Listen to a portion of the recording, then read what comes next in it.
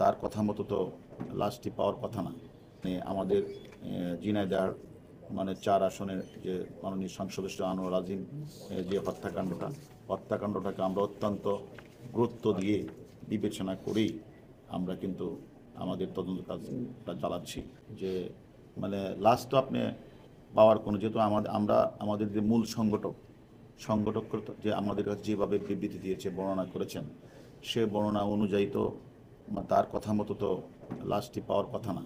সেখানে বিভিন্নভাবে খণ্ডিত করে এবং সেখানে বিভিন্ন ধরনের সেখানে আলাদা করে এক শরীর থেকে আলাদা করে মাংসের সাথে হাড্ডি আলাদা করে সেখানে যেভাবে ওনারা হলুদের গুঁড়া দিয়ে যেভাবে তারা এটাকে বিভিন্ন জায়গাগুলি করেছে, তারপরেও ইন্ডিয়ান পুলিশের সাথে আমরা কথা বলছি। হয়তো কোথাও না কোথাও অবশ্যই তাদের তদন্ত কাজ চলছে এবং এটা অবশ্যই উদ্ধার করার জন্য, এবং যে এটা ক্যারিয়ার হিসেবে কাজ করেছে সেও কিন্তু এখন তাদের হাতে আছে। আমি মনে করি যে পুরাপুরি না পাওয়া গেলেও অংশবিশেষ অবশ্যই পাওয়া যাবে। এবং একটু ধৈর্য ধরে আমাদের ইন্ডিয়ান পুলিশও কাজ করছে, আমরাও কাজ করছি। মামলা রুজু হত্যাকাণ্ড হইলেই লাশ উদ্ধার হলেই মামলা রুজু হয় তা না, মামলাও তো আগেই হতে পারে। মামলা যখন কলকাতা পুলিশ নিশ্চিত হয়েছে এবং আমরা তাদেরকে তথ্য দিয়েছি সব কিছু মিলিয়ে, এবং তাদের যে বাসায় ছিল সেই বাসার যে বিভিন্ন সার্কামস্টেন্সের যে এভিডেন্স প্রাথমিকভাবে সত্যতা পেয়েই তারা মামলাটি রুজু করেছে। আমি মনে করি, এবং আমরা হয়তো যে ক্যারিয়ার হিসেবে কাজ করেছে সেও মধ্যে তাদের হাতে আছে, আমরা জেনেছি। পাশাপাশি যে মূল সংগঠন হিসেবে কাজ করেছে তার সাথেও তো আমরা কথা বলেছি।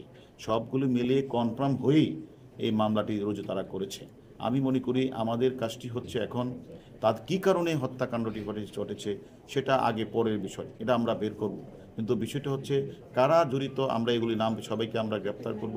তারপরে এবং হত্যাকাণ্ডটি এবং যারা ঘটিয়েছে তাদের তো সব কিছু আমাদের নাম্বার আমরা পেয়েছি, তাদেরও গ্রেপ্তার করব। পাশাপাশি সেখানে আর্থিক কারণে বা রাজনৈতিক কারণে অথবা কোনো আধিপত্য বিস্তারকে ঘিরে কোনো ধরনের কারণে ঘটনাটি ঘটেছে কিনা সেটাও আমরা তদন্তে বের হয়ে আসবে। পাশাপাশি আপনারা জানেন যে মূল যে মাস্টারমাইন্ড এবং যে আমাদের ভিকটিম তারা কিন্তু পরস্পরের বন্ধু, তারা একসময় একসাথে খেলাধুলা করতো। এখন তাদের সাথে আমরা বিভিন্ন ঘটনায় আমরা তার সাথে আদৌ কোনো ব্যবসা ছিল কিনা, তাদের সাথে কলকাতায় কোনো তাদের লেনদেন আছে কিনা, এটা আসলে তদন্ত না করে তো আসলে বলা যাবে না। আমরা তদন্ত করছি।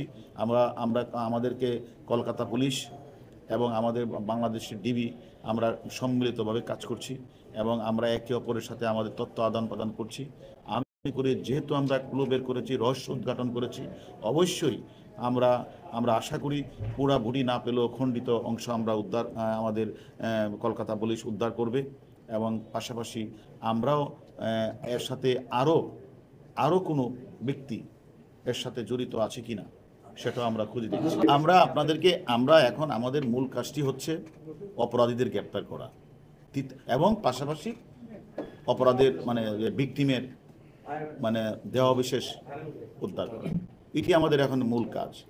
আর পরবর্তীতে মোটিভ কী কারণে হত্যাটি হয়েছে এটা আমরা তদন্ত করে আপনাদেরকে পরে জানাবো।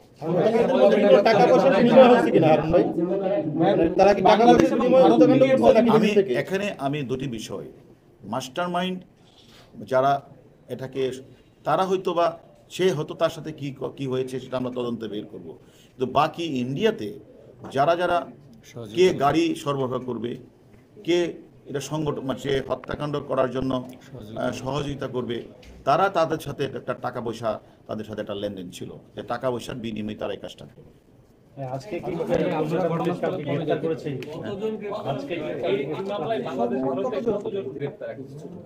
আমাদের কাছে মূল হত্যাকারী সহ আমাদের কাছে 3 জন আছে।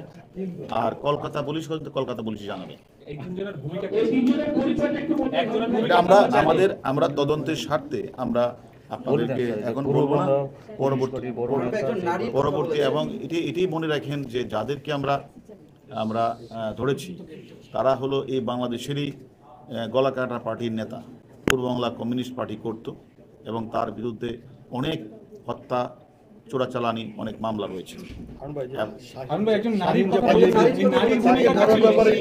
ইনিশিয়েটিভ নেবেন হাত হিসেবে ব্যবহার করা হয়েছে কিন্তু নারীকে, একজন নারীর কথা বলেছেন, তার সবকিছুই ভূমিকা কি ছিল? আমাদের কাছে সে নারীও আছে, সেটা আমরা তদন্ত করছি।